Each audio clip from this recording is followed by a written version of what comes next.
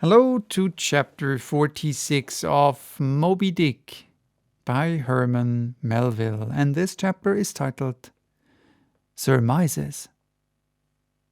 Though consumed with the hot fire of his purpose, Ahab, in all his thoughts and actions, ever had in view the ultimate capture of Moby Dick, though he seemed ready to sacrifice all mortal interests to that one passion. Nevertheless, it may have been that he was by nature and long habituation far too wedded to a fiery whaleman's ways altogether to abandon the collateral prosecution of the voyage. Or at least, if this were otherwise, there were not wanting other motives much more influential with him. It would be refining too much, perhaps, even considering his monomania, to hint that his vindictiveness towards the white whale might have possibly extended itself in some degree to all sperm whales, and that the more monsters he slew by so much, the more he multiplied the chances that each subsequently encountered whale would prove to be the hated one he hunted. But if such an hypothesis be indeed exceptionable, there were still additional considerations which, though not so strictly according with the wildness of his ruling passion, yet were by no means incapable of swaying him. To accomplish his object, Ahab must use tools. And of all tools used in the shadow of the moon, men are most apt to get out of order. He knew, for example, that however magnetic his ascendancy in some respects was over Starbuck, yet that ascendancy did not cover the complete spiritual man any more than mere corporeal superiority involves intellectual mastership. For to the purely spiritual, the intellectual but stand in a sort of corporeal relation. Starbuck's body and Starbuck's coerced will were Ahab's, so long as Ahab kept his magnet at Starbuck's brain. Still, he knew that for all this the chief mate in his soul abhorred his captain's quest, and could he, would joyfully disintegrate himself from it, or even frustrate it. It might be that a long interval would elapse ere the white whale was seen. During that long interval, Starbuck would ever be apt to fall into open relapses of rebellion against his captain's leadership, unless some ordinary, prudential, circumstantial influences were brought to bear upon him. Not only that, but the subtle insanity of Ahab respecting Moby Dick was no ways more significantly manifested than in his superlative sense and shrewdness in foreseeing that, for the present, the hunt should in some way be stripped of that strange imaginative impiousness which naturally invested it, that the full terror of the voyage must be kept withdrawn into the obscure background, for few man's courage is proof against protracted meditation unrelieved by action. That when they stood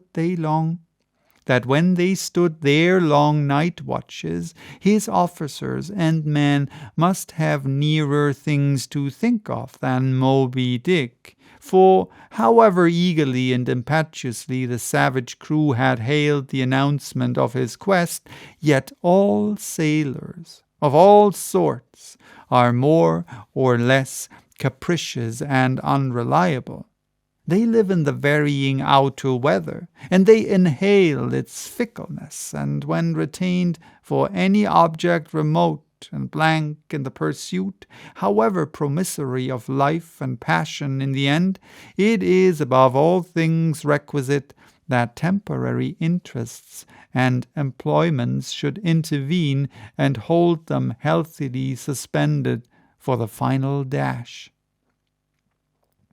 Nor was Ahab unmindful of another thing. In times of strong emotion, mankind disdain all base considerations, but such times are evanescent. The permanent constitutional condition of the manufactured man, thought Ahab, is sordidness, granting that the white whale fully incites the hearts of this my savage crew, and playing round their savageness even breeds a certain generous knight-errantism in them. Still, while for the love of it they give chase to Moby Dick, they must also have food for their more common daily appetites. For even the high-lifted and chivalric crusaders of old times were not content to traverse 2,000 miles of land to fight for their holy sepulchre without committing burglaries, picking pockets, and gaining other pious prerequisites by the way. Had they been strictly held to their one final and romantic object, that final and romantic object too many would have turned from in disgust.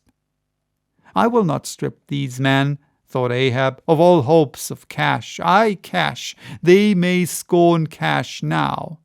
But let some months go by, and no perspective promise of it to them, and then this same quiescent cash, all at once mutinying in them, this same cash would soon cashier Ahab. Nor was there wanting still another precautionary motive more related to Ahab personally, having impulsively, it is probably, and perhaps somewhat prematurely revealed the prime but private purpose of the Pequod's voyage.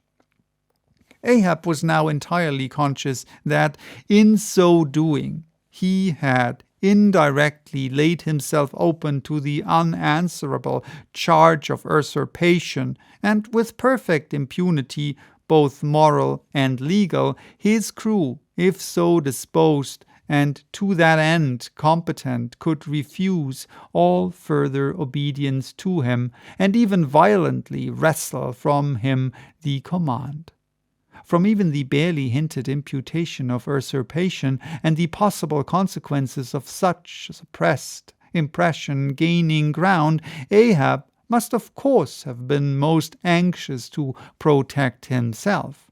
That protection could only consist in his own predominating brain and heart and hand, backed by a heedful, closely calculating attention to every minute atmospheric influence which it was possible for his crew to be subjected to. For all these reasons, then, and others perhaps too analytic to be verbally developed here, Ahab plainly saw that he must still in a good degree continue true to the natural, nominal purpose of the Pequod's voyage, observe all customary usages, and not only that, but force himself to evince all his well-known passionate interest in the general pursuit of his profession. Be all this as it may, his voice was now often heard hailing the three mastheads and admonishing them to keep a bright lookout and not omit reporting even a porpoise. This vigilance was not long without reward. So that was chapter 46. Bye-bye. Till next time with chapter 47, titled The Mat Maker.